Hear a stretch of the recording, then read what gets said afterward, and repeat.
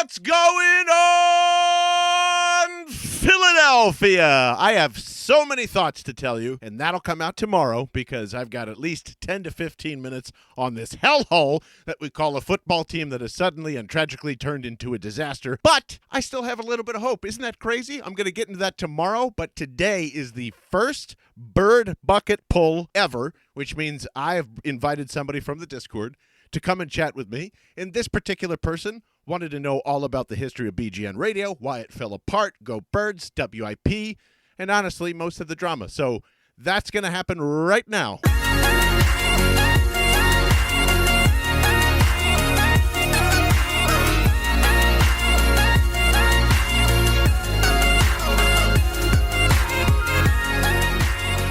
The inaugural, I don't even know what we're going to call this here, Michael, honestly, but let's call it the Bird Bucket Pull for now. And, of course, our good friend Michael Clay / Shady Hayes in the Discord had been asking a lot of good questions. And, in fact, I brought you on, Michael, because you wanted to know about all the BGN radio stuff, and I had promised to try and tell that story forever throughout the summer. But then when I started recording it, I was just like, oh, man. I was like, there are so many fucking layers to this that I think it's better if you just come on and ask. So that is one of the main reasons why you're here, and also to talk some birds, too. How you doing, bud? Thanks for coming. Doing very well. Thanks for having me, John. One of those things that I didn't think would ever actually happen from listening to you for so long on the radio and all your different podcasts that you've done. So yeah, the second you started mentioning the idea of getting different listeners on a podcast, I knew I had to reach out and try to see what we could do. Well, good, man. I'm glad you're the first poll, and I'm actually excited because I actually don't know a ton about Michael in general, so I feel like I'm going to get to know him a little better too. And before we start on the BGN radio stuff, I don't know if everyone knows this, but I am a fucking nerd when it comes to planes and air traffic control. And no kidding, there's a dude on YouTube who I followed forever. I don't know if you watch 76 Gear, but I do not. No, not familiar. Most of that trek has led me to like listening to JFK, LaGuardia, ATC conversations all the time. Yeah, for sure. I've got my flight radars on my phone all the time. I'm listening to what's going on. So how did you become an air traffic controller, my friend? I think that's so cool. Yeah, so it was kind of by accident, funnily enough. So I was in high school, and in high school, the only thing I really cared about was drumming. I was in basically every band you could imagine, from marching band to concert band, jazz band, orchestra. I had my own garage band that we played a bunch of covers and had a good time with. And that was basically my life, was just drumming. I played music all the time. That was all I did. One day I was in sophomore year, I believe, and my grandmom came to me and said, "What are you doing after high school?" And I said, "Well, I'm probably going to go to Westchester University or something like that and do music." And she was like, "Well, you have an appointment with an Air Force recruiter." And I was like, "Whoa, okay." So she kind of set the thing up for me, because she's very she does things like that off of a whim. But so she set me up with an appointment. I wasn't against it. So I went and talked to the Air Force recruiter, and I kind of started having that conversation back when I was still in 10th grade or 11th grade, rather. Took all the testing, and they set me up to be an airborne linguist, which you had to take specific tests for to determine your ability to learn a language quickly, which most people fail those tests horribly. And I scored extremely high, higher than anyone had ever seen before from that recruiter's office. So they almost forced me into that job, which we get into it. I'm all set up to leave for boot camp. They get me the boot camp date, and it is a week after I graduate high school is when they want me to leave for boot camp, right? And what year was this? This was in 2007. Okay. So in the thick of it already. In the thick of it, yeah. So here we are, 2007, and they want me to leave a week after I graduate to go be an airborne linguist, which the only reason I wanted to do Air Force was airborne linguist at the time. It really interested me. That was kind of like the cool job they offer you that they never really intend for you to get, but to try to reel you in, and then I happened to get it. So throughout the process, you had to take your ASVAB and do all your physical testing, and they set you up with a backup job because they assume you're not going to do airborne linguist, because most people failed the test. So my backup job happened to be air traffic control. When I found out they wanted me to leave a week after I graduated, I said, "Well, when does the backup job leave?" And they were like, "Oh, well, that one, let me look. That one's end of August." And I was like, "I'll do that." Done. And that's how I got into air traffic control. I know that there's probably a lot we do want to get into Eagles wise, but you want to get started with the BGN stuff? I would love to. I guess we'll start from the beginning. Let's get into, because I kind of popped into your career as it was already going. Like I cannot say I followed you from the beginning of your career. When I popped into it, you were already in your shows. So how did this all become a thing? How did BGN Radio happen? Were you there from the beginning? Were you hired on after it had already been going? How did that all take place? Podcasting was so new. I had come from Los Angeles. I was doing a bunch of voiceover stuff there. I'd been all around the country kind of doing that stuff. So voiceover podcasting, live streaming was actually like a thing before the iPhone, just like a small amount of people knew how to operate. And I was just really lucky enough to land it. I don't know. Do you know Limp Bizkit and House of Pain? Are we in this kind of that was actually my first concert I ever went to was the Sanitarium tour in 2001. Oh my God, I forgot about that. That was Limp, and it was in the it was in the Vet Stadium, and it was Limp Bizkit, Linkin Park, Deftones, Mudvayne, and Metallica.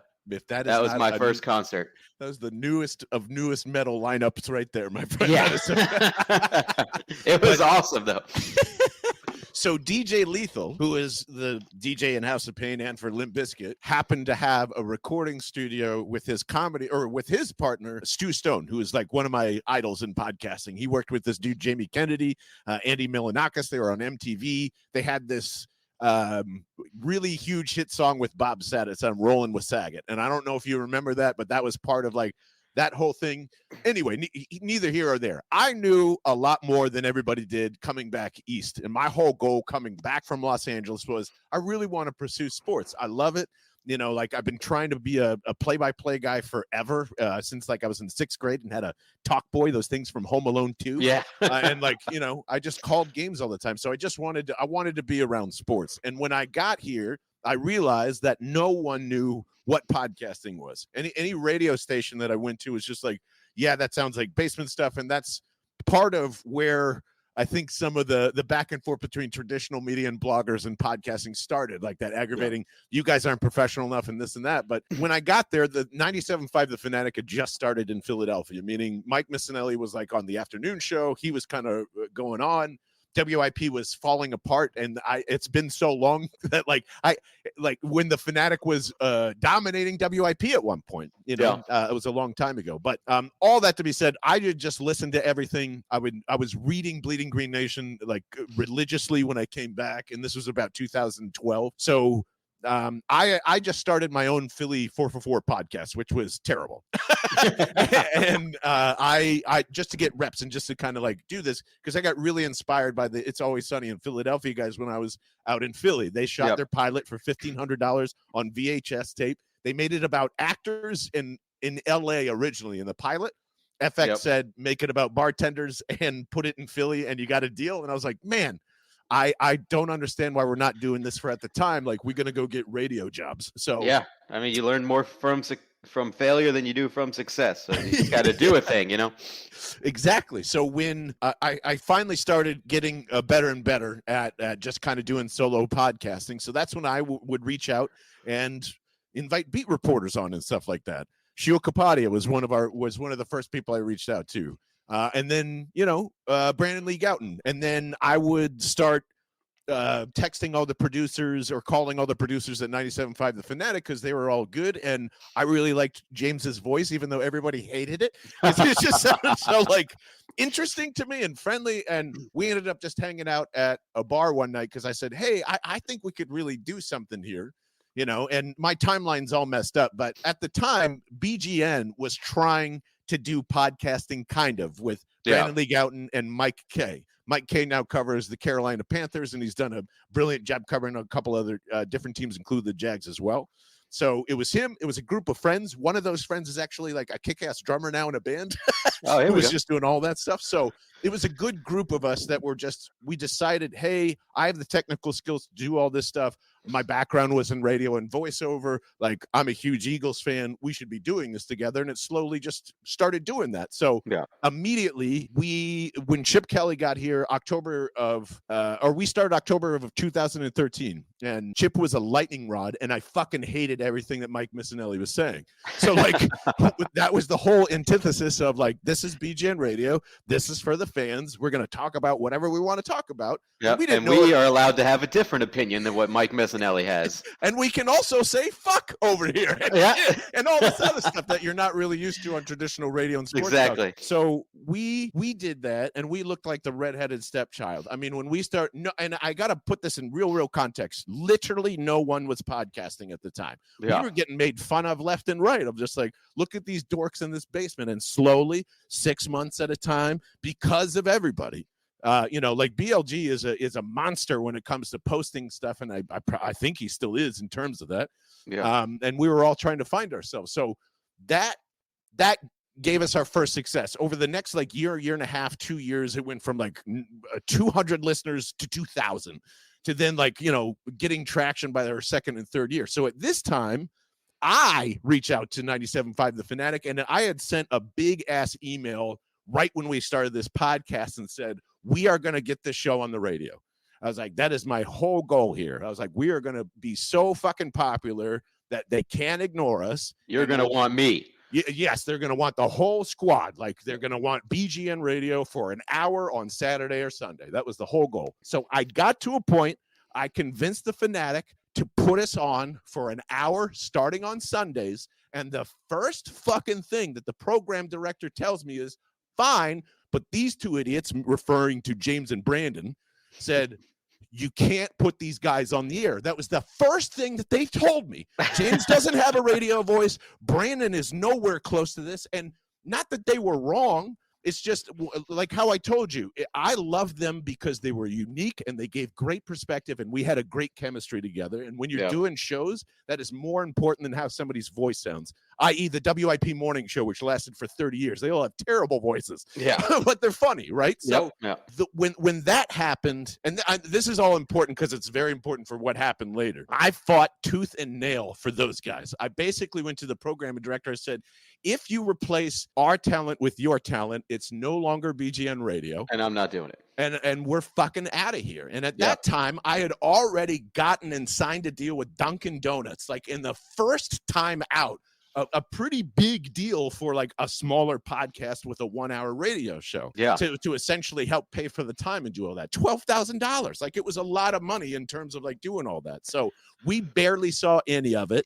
And I said, I built all this shit for you. And now you're going to tell me I can't do it. So when we first go on the air, there was some wild report, I don't know if you remember this, about Diana Rossini trying to like trade favors for sexual favors for info, which was crazy. And we talked about it at Sunday morning at 8 a.m. I was like, this is nuts. I was like, I can't believe it's in there. And we get a call from the program director fucking 4 minutes in. What are you doing? Are you guys talking about blowjobs right now? I was like, this is what we do. I was like, yes, it's topical. Like, it literally just came through Twitter. And of course, radio back then is like, what's Twitter? I was like, you idiot. So that was a huge battle. But by the time we did a year of that, and thankfully Spike Eskin was listening at that time and was like, hey, this has something, or at least that's what he told us. Yeah. So this is also crucial too. So James worked for 97.5 The Fanatic, and granted, his boss was telling me he's never going to make it on the air. But he had a full-time job as a producer for the midday show and all that. So when Spike invites me to go have lunch to say, hey, how do you guys feel about coming to WIP and doing the flagship station? I go, well, we'll have a problem because James has a full-time thing. Spike didn't really know who James was. I kept telling everybody at WIP that dude is the linchpin that holds all of these shows together. And we were all right. So me and Brandon made the decision to take the WIP deal because it was just much better than what the Fanatic was offering us. Plus, they were honestly like building a path for us to sustain this podcast full time. which is exactly what we set out to do. And the only problem was we're going to have to get really creative, and James is literally going to have to wait, not say a fucking word for about a month and a half, and then we're going to surprise everybody when he comes over to WIP, because Spike was convinced at that point, and he goes, okay, I can't give him a full-time job, but we can start here, here, and here. And that was good for everybody. So we announced that went over. And, I think that's pretty much where you might have caught on. So like where we were with BGN Radio and WIP was monumental. I mean, we were stepping into the first year of Doug Peterson in 2016, and that was great, which led us to getting into the NFL draft that came to Philly, the Super Bowl year. And then leading into the whole Super Bowl season in 2017. Yeah, exactly. That's a good time to be in there for radio. it is. Now, while all this is going on, okay, this is a very different time. Like now it seems obvious that a radio station, blog, and everything would kind of team up and be a partnership, but that was like not acceptable back in the day because everyone felt that they were competing against each other, terrestrial radio and digital blogs and all that. And we definitely didn't see it that way. So SB Nation is where what owns Bleeding Green Nation. It's a big, team site, and they have 32 of these that all replicate the same thing, just like BGN does. So during all of this time, they had no issue with us running this podcast because they didn't think it was valuable. They didn't think we could make money off of it. More so that they only paid Brandon to run the site full time. So like all of this time for years and years and years and years, we did not get paid for the work we were putting out, but they wanted the podcast there. And at the time, SB Nation was in some deep shit for like not paying their contributors. And now, as you probably know, they wiped out their entire podcasting program. Like it's gone. Wow. So we ended up building the exact model for that entire company. And they ran it, and made podcasts based on our success and all of this. So during the Super Bowl time, we're on WIP, we're crushing it. Everybody's going, oh my God. All of this success that's happening is, brewing towards the ending point here, because now that SB Nation sees that we're successful, and now podcasting is being adapted by places, and everyone sees that like, oh, this is a medium that actually works. This is all before IG Reels. This is all before TikTok and all that. So they basically laid down the hammer with us as we are coming off of the Super Bowl and about to enter our first 6-figure, season together that we can all pay, because me and funny enough, like Vince Quinn and everybody, Vince Quinn came in the last year of this in 2017. It was I noticed. I went back and listened to a lot of the 2017 shows before this discussion just to jog my memory, and I noticed it was quite a bit more of Vince Quinn than I had remembered on those shows. So right at that time of during 2017 is when we started bringing him in to program, and then he literally invested into the brand heading into 2018 because we had all the money. We're like, look at what we're going to get out of this return. And he was like, yeah, absolutely. He's like I want to be a part of that. Yeah. Yeah. And his hard-earned $5,000, I'm going to say the amount too, because like at the time, that's a lot of fucking money for a part-time host and producer. It's a lot of money, right? So that happens, and then SB Nation decides to come down on us and say, you don't own any of this. We're not going to. And I thought we were leading to a discussion of, we're going to give you full-time jobs because we want you to replicate that. That's what I thought was happening. And it was anything but. They're trying to push you out of it and say, this is ours. Yeah.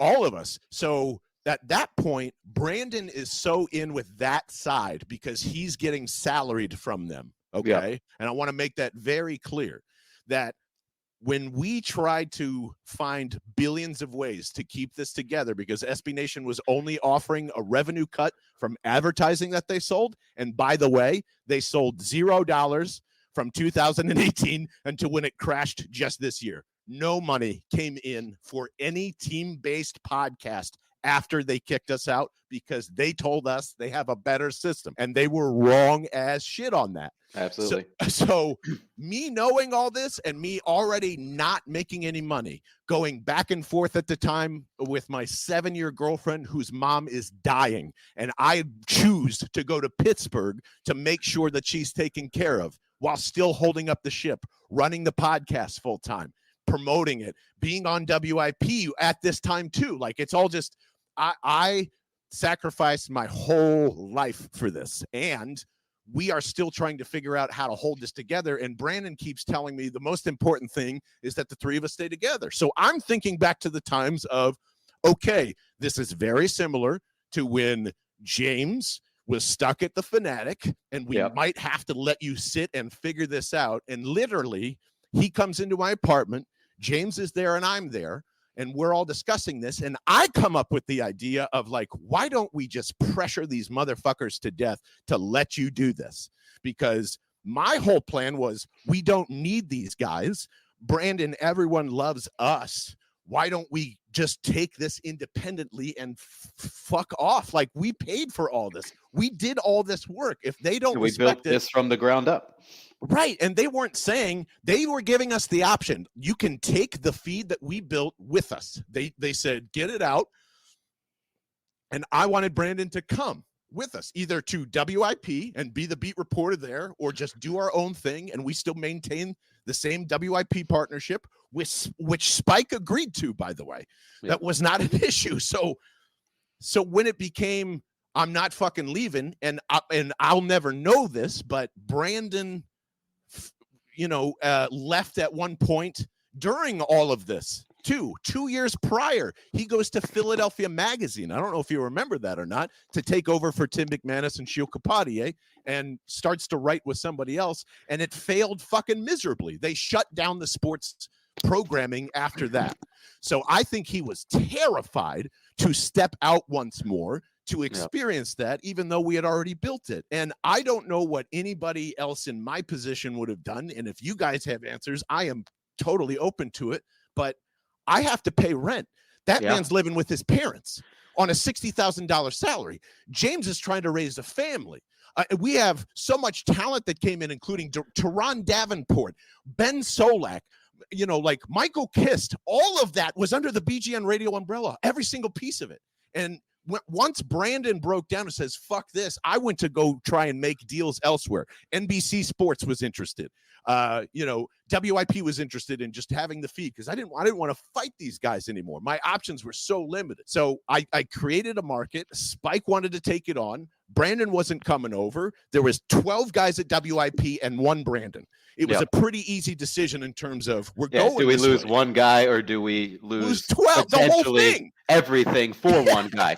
Yeah. And the answer is still no. And it was the best decision we ever made, because Brandon then has a shit fit after that, uses that free BLG tag and turns it on me before I'm even allowed to say a word. And I can't say a word because I gave my new boss, Spike Eskin, my word that we wouldn't say anything about this. Even though Brandon wanted to publish a big blog post, and I couldn't wait for him to do it because it was going to be wrong.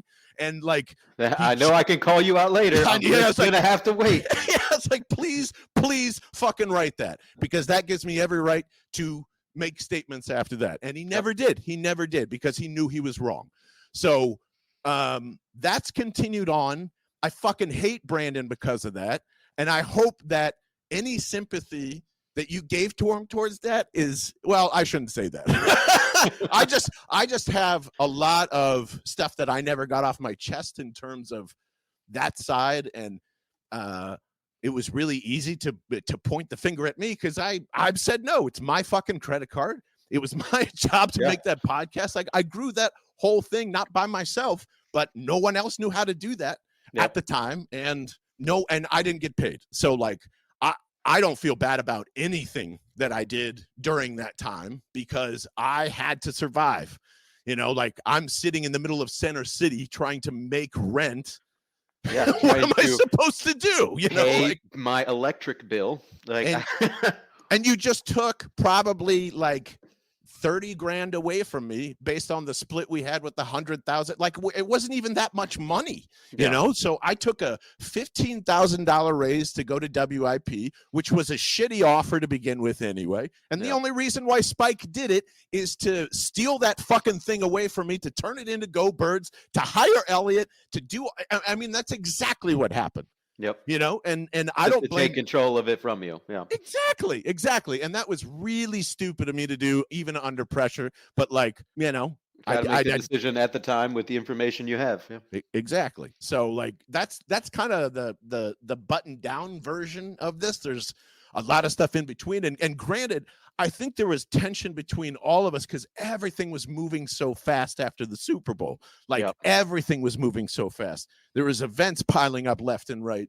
There were times that like where there's miscommunications where I didn't say, "Hey, Brandon, that was canceled" or whatever. And, I would send Brandon off to a remote that didn't exist when it was actually we're supposed to be at the radio station. I mean, it reminds me very much of the similarities there, very much of a band in a way, where once the success starts to come, that the pressures on every individual member on what to do next and how to advance it start to become a problem because everyone has a different idea of where it should go. And not everyone is prepared for it. Not everyone has ever thought that they were going to be just like given these decisions and presented with these different paths to take. And suddenly they have to come up with a decision right away. Yeah, it wasn't like none of us wanted to disband anything. It wasn't even close to being at that point until this hammer got thrown down. Like, I've said this a lot, but if every single person on that show was making $40,000-$50,000 a year, everybody would have been happy. Yeah. Everyone would have been happy. And they made us fight over our own money. And I don't think Brandon ever realized that. And he still doesn't realize that to this day because look what happened. Why is he the only one sitting there as the rest of his buddies get sickled out of that fucking company? Why is he the one there again? He's like, can you explain that to me, Michael? What a coward. No backbone. Literally none. It seems like he was comfortable. He was in the most comfortable, guaranteed situation out of all of you, and he decided to sacrifice all of you for that situation. Yes, and at one point, and the whole Go Birds thing, and I've said this before, but I'll just make it clear. Like I said, Elliot, to his face, I don't like the way you do this. I'm going to be against you on most of your Eagles takes, and it's like the rest of Twitter. right. I'm just saying I cannot turn this off that we're suddenly buddy, but that doesn't mean I don't even with the vitriol stuff from the offseason with Deshaun, which I thought was stupid. I don't hate Elliot. I really don't. I just think it's bullshit. Just like Brandon has no spine. I don't think ESP does either. Yeah. For the same reason. Again, there's always going to be a journalist that puts out some sort of piece that is difficult to defend. And however they put out that piece, whatever information they received that turns out to be incorrect or not exactly what they thought it was, like stuff like that happens all the time, but have a little bit of backbone, or as you said, to stand by what you said, or to have the ability to back it up and say, yeah, I was wrong for these reasons. I was misled, whatever it was. And I apologize. And I take back what I said. Something. Either stand by what you said and back it up, or admit that what you said was misleading in some way. Exactly, man. Exactly. So it's and even through that, I thought I was actually really impressed with how Elliot handled those conversations. Like, hey, I told him my feelings. I'm not going to be a dickhead, and I do want to be a good teammate. Like, I of course, like I made this decision along with this. I want to make this work, but I did want Michael Kiss there, and we were 2 seconds away from that happening. And I think our futures would have been completely different if Michael Kiss is now the new beat reporter, because I don't know. I still think to this day he's one of the most talented and underrated people in the business. You can see that by now. He's like got a huge TikTok channel where he just talks about books and history, and it's fucking awesome. Yeah.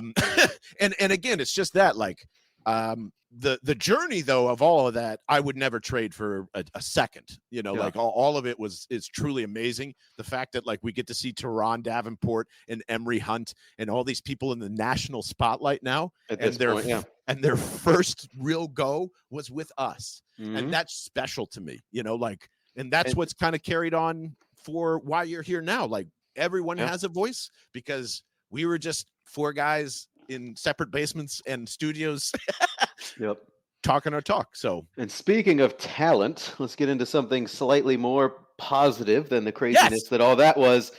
Something that sticks out to me about your performance in these podcasts is the ecstasy of gold rants that you have, especially the main one that comes to mind to me, which I couldn't even find this podcast. I tried to find it to listen to it prior to this, was before the Falcons playoff game. I think that ecstasy of gold rant you had in that podcast was one of the best pieces of podcasting or radio I think I've ever heard since.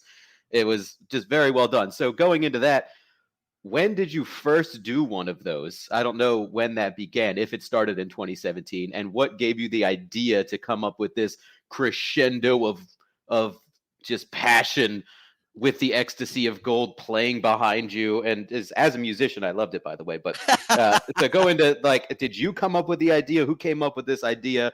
And when did you first throw it out there onto a recording? So we hit a grand slam with that because that was actually right before the Vikings NFC Championship game, and it was and I did it on the air. So it was on it's actually the Vikings game. I thought it was the Falcons game was the first one, but it was the Vikings game was the first one. You know what? It might have been on the podcast. So I'll go back and look, Michael. That's a good. But the first time that I really remember doing that was that. I'm a drummer as well. So like my whole life was surrounded in music, and I always found that if you're going to do bits with music, you've got to fit the tempo of the music of whatever you're kind of doing. Yeah, and it was like 3 days beforehand. It was just very much, I got really pissed off because I felt some doubt, and you probably did too, coming into that game because like, oh, the Vikings defense, which is, I mean, yeah, everyone thought we were going to get crushed, and that's part of where the whole dog masks mentality came. Yeah. I mean, the underdog mentality and the filling the stadium with dog masks is because they had the Vikings coming into our stadium, and everyone had them winning, and we ended up blowing them the fuck out. But that's where all that came from. Yeah, so the reports from, I don't remember if you remember that stupid ass Minnesota report. It's like, oh, if you're going to Philadelphia this weekend, it's just like a gang atmosphere out there. So like they took the fan base and started yapping at us. That was the first report. Then towards the end of the week, I don't know if you remember this or not, the Eagles in the meeting room played Meek Mill for the first time. Yeah, it was hold up, wait a minute, and I remember Pat McAfee quote tweeting that and going, holy shit, Eagles by 1,000. Yeah. Right. And that clicked for me too. And I was like, we're going to fucking kill these guys. I was like, I don't know how they're going to do it, but we're going to kill them. So somebody was using the ecstasy of gold, except it was the EDM version on a commercial at that time. And I go, yes. I go, that. I need that, yes. Yeah, and it was da-da, and it just felt like we're all marching towards the stadium. So that is literally the only thought I put in my head. Everything else you hear on that recording is improv. I just said, hey, I'm going to do this thing at the end of the show. I need you to hit the music right at this second. And unleash me. And I just started thinking about all that, and that's what came out, man. And so, yeah, I appreciate that. That's still one of my favorite things to do. And like, I haven't done one this year, and it's not because I didn't want to. It's just I'm going to find the right time to do it. And I didn't feel like the beginning of the season was. Just like Vic Fangio says, we have to earn the right to pass rush. The Eagles have to earn the right for you to do an ecstasy of gold rant. Yeah. They have not earned that yet. Exactly. So yeah, that was it's one of my favorite things to do of all time. And I felt like everyone drank a little more that night and got to the parking lot a little more fired up. And absolutely. I was in Alaska at the time, and I remember listening to that podcast, and I did not know what to do with myself. I was literally like at home upstairs in my den. I had I think my daughter was like 2 years old at the time. And I had her dressed up in like little Eagles gear, and she was hilarious during that Super Bowl run. But I remember I was like, wow, that was the greatest thing I've ever heard.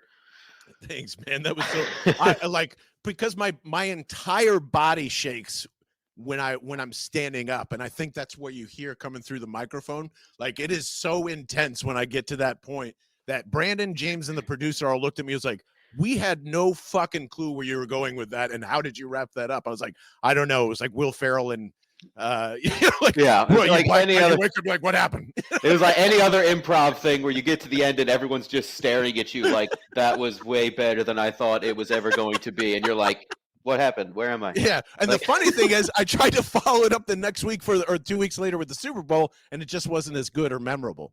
A lot of times it's hard. Like improv is a difficult thing. That's why, again, as a musician, when you you play shows and you do a lot of improv, whether it be Fish or Clapton or whoever it is you want to look into, that most of their stuff is improv. It is fucking impressive when those guys can go out there and hit these ridiculous solos, night after night on tour when everything's just off whatever's at the top of their head. Like, it's hard to repeat that when you have like the best solo of your career and then you go out to the next show and you try to do it again and it doesn't quite hit the same way. It's hard to repeat, sometimes with that. If you have magic, it's hard to repeat it every time.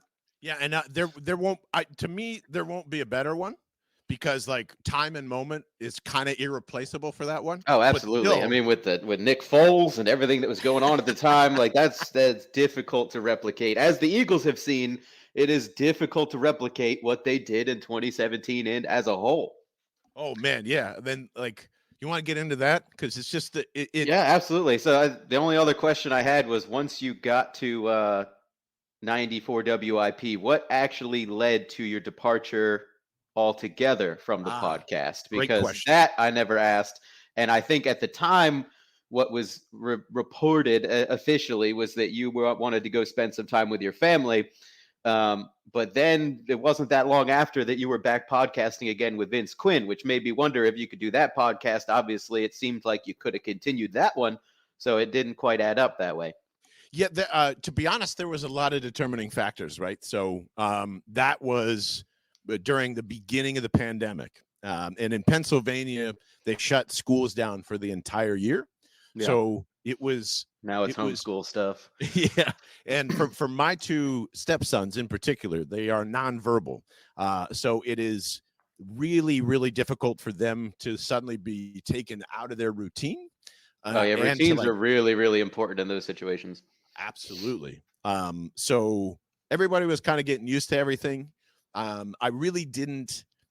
I was also not like feeling mentally healthy in terms of everything that had happened is going on, plowed over to make things work and stuff like that. And towards the end, like Spike and I did not see eye to eye on a lot of things. And I think James and Elliot were just kind of like, I think they kind of wanted to be the trio and I wanted to, and it just felt like that, like it had passed its time. And that was honestly fine with me because I didn't really want to keep doing the same, like we have to do this and then this routine and that. So my job at WIP was to make social content, right? Which was hilarious because they didn't value it. But like I was creating videos and things like that. So when the pandemic came, we had no programming. And I wanted to test all of my feelings, what I was feeling, to see if that was, does Spike actually not like me? Yeah. Is there actually a path here? Like, am I being ridiculous? Just in my head. So what I did was there was this big thing that I had an idea for, which was we needed to find the top 10 Philly athletes of all time and stretch it out just like an NFL top 100 or one of those lists that kind of come out and just create some content. Let's get a conversation going because there's no sports on. So I told our digital people, and Andrew Porter is the one I told to tell Spike Eskin this idea. And he goes, "Are you sure you want me to do that?" And I said, "Yes, because if he likes the idea, I know it's about me."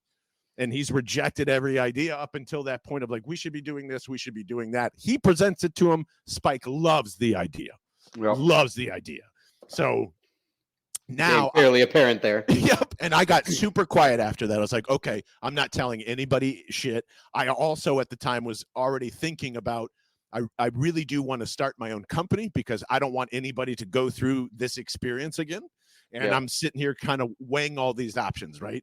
So after that, and like Spike gives the hugest praises to Porter and to eventually ESP, who he hires to help with the project, and it is a smash hit in terms of programming. It did keep the station alive for 3 months, which I go, you're not fucking taking my ideas anymore and making money off of them. I can do that on my own. Exactly. And I didn't want Elliot to be here in the first place, and I lasted almost 2.5 years.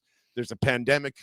I want to be with the boys. I want to be with my family. And then I ended up having a daughter, during that. So like when I wasn't sure if I wanted to talk about Eagles. I really was thinking about just quitting sports altogether just because like, it was a weird time for everybody. But I realized that wasn't the case. And a lot of those people over there made me feel like I couldn't do that.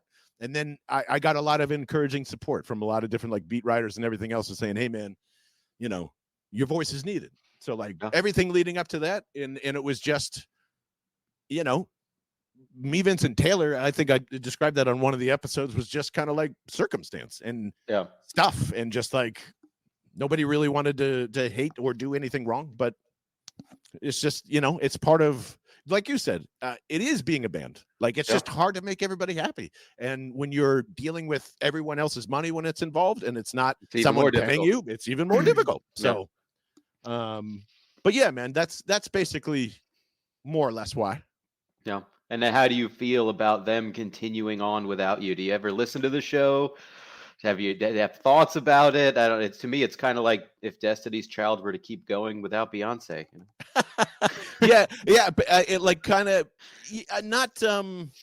I no, I really haven't. I haven't listened to much, to be honest with you, and I can't even remember the last time I might have checked in on them. But I hear they're doing good. It sounds like everybody still likes the show, and that's I'm happy for them, honestly. At this point, there's really no bitterness towards anything, and I know that sounds silly after calling LA Shore Parks all off season, but that really was just a singular topic that I think was silly. So yeah. And then that's about all I had on the BLG stuff and the BGN radio and Go Birds, all that fun stuff. Now, do you ever catch yourself getting like caught up in ATC lingo in real life at any point in time? Like, oh yeah, those things I say, like there's times I'll say like affirmative or Roger or something that, or will. I say Wilco a lot, which because normal people doesn't make any sense really. That's short for will comply. But there's times where I say things that they're like, what did you just say? And then I catch myself. I'm like, yeah, that didn't make sense to say that to normal people. I started taking like, you know, the basic testing to be a pilot, you know, for puddle jumpers and all that other stuff. So like I catch myself responding back to my GPS all of the time. Like it's so dorky of just like in 200 feet, turn right. I was like, 200 feet, turn right, Mike Lee. Yeah, read it back verbatim. Yeah, reading it back verbatim and all that. Reading my license plate. It's so ridiculous. But I think that's so cool, man. So what? I mean, obviously you're around the area. You became a huge Eagles fan just by the waft of the midnight green going down to Delaware and New Jersey, I'm assuming. Yeah. Yeah. So I grew up an Eagles fan. I spent the first 18 years of my life in New Jersey, there right by the bridge. And we grew up going over Phillies games and Eagles games with my grandfather. And so I was always a Eagles fan. And then I joined the military and that never changed. So they sent me over to Delaware for a couple years. And then I actually went to Eielson Air Force Base up in Alaska. And for how long? More than 6 months? I was there for 4 years up in Alaska. Yeah. How was that? That was some of the coolest air traffic I've ever done. Up in that part of Alaska, they have massive military airspace, and because obviously there's not that much air travel up there, you basically have the to and from Canada, and to and from Seattle, and that's about it. And then the stuff coming overseas from Japan. So a lot of the airspace they can delegate to the military. So they have huge amounts of Air Force controlled, military controlled airspace. So what they do up there are just gigantic war games where they will bring in every single different airplane that our military has when it comes to the F-16s, F-15s, F-22s, F-35s, all the B-1s, B-2s, B-52s, all the different tankers. And then what they do is the fighters at Eielson Air Force Base are some of the best fighters in the military. They're all higher ranked, higher experienced, and they play the bad guy role. They're called the aggressor squadron. So they bring in fighters from not only all over the country for our guys, but then they bring in Korea F-15s. So the Korean pilots come over to train against us. And then you bring in Japan's F-15. So we bring in the Japanese fighters to train against us. And then you bring in other allies. So sometimes the Australians were there. They brought their F-18s. Sometimes the different countries will send over their pilots to train. I think the pilots from the Netherlands came over before because we had to play their soccer team when they came over. They whooped our ass. But man, that sounds more like Maverick and Goose should be up there. Fuck Miramar. That sounds like where you have to be like. Yeah, so they do it right? They do it in two different places in the Air Force. They do it up in Alaska and they do it in Nellis Air Force Base down in Las Vegas. Those are the two places that they hold these war games. So basically, they fly all these planes in from around the country and the world, and they will create war scenarios where they're going to say, hey, you need to get this bomber to this location, bomb a site, and get them out of there without being killed, right? And then our aggressor, so you're going to have a bomber with a set of fighters protecting him, and our aggressors are going to jump him. So you're going to have a massive dogfight out there, and your goal is to protect the bomber, bomb the target, and get him back. And you may win, you may lose, but the whole point is that that's the best live training that these pilots have probably ever experienced in their lives, and they come out here to do it and to try to get better, to prepare for the fact that if you are actually going to be in a dogfight, if World War III were to break out, you hopefully have some experience in it before you just get shot down immediately. Yeah, that sounds like an intense experience, not only from obviously everything that you just described, but as a air traffic controller and being able to see that and making sure everyone's, chilling out with their hard decks and not causing any harm while you're trying to do all this. Exactly. So with the are air you shitting your side, pants during that time? So it's just a lot of work. So we basically launch hundreds of fighters all around the same time, back to back to back, just launching all these airplanes. And then they all go out to the range and they do their thing, and then they're all going to come back, and we have one runway. So you're talking in a hour and a half period, you're landing hundreds of airplanes, and things can go wrong. People go minimum fuel because fighters don't carry that much fuel. So people can start running out of fuel, and then you need to start bringing them in because they're priority over these other guys. And then if, God forbid, someone loses an engine or has some sort of maintenance issue, they have these huge cables that they put over the runway to help slow down a fighter. And the fighters have like a hook at the bottom of the plane to grab that cable and slow down if they lose their hydraulics. And that'll happen sometimes. Then you'll have a plane that's stuck on the runway and everybody else is holding and they can't get in. There's lots of crazy stuff that happens. But it's basically in the summertime up in Alaska, you work unbelievably amounts of traffic. You're super busy. It's super intense. Like your heart rate's running, your adrenaline's through the roof. And then in the wintertime, you chill. Like you do very little in the wintertime. The main thing we have up there for mission-wise in the winter is that we provide tanker support for the F-22s that patrol the border with Russia. So the F-22s are out of Elmendorf, which is down in Anchorage, but we provide the tanker support to keep them up there because obviously they're going to run out of fuel otherwise. Man, so that's kind of the main mission up there. That's incredible, dude. And all from being too smart for the linguistics test. All from wanting to take the summer off after high school. Yeah, that's kind of how it all played out. Unbelievable, man. And so we're and it's crazy because I'm hearing you describe all these things, and it's very much like, you saying that. It's just I just hear iron sharpens iron, and that has been like an Eagle saying forever. Yeah, we're gonna go over and practice against the best of the best, and that's how it's. And you're never gonna get that experience anywhere for all those pilots and everything. Yeah, for those pilots, it's a absolutely invaluable experience. I'm sure for them. So after that, I went into I got out of the Air Force, went into the FAA, which is the civilian part. They run air traffic control for the rest of the U.S. So I joined there. They send you to a tech school to just run through your skills real quick and make sure you know everything you need to know. And then they sent me back to Delaware. I certified in a little tower over there called in Wilmington, Delaware. Right when you get over into Delaware, that facility's over on the right-hand side. Certified out there. Then I went back to Alaska, certified up there, spent another 2.5 years there as a civilian, and then came to Columbus, Ohio, which is where I've been ever since. I've been here since 2019, cool. Working here.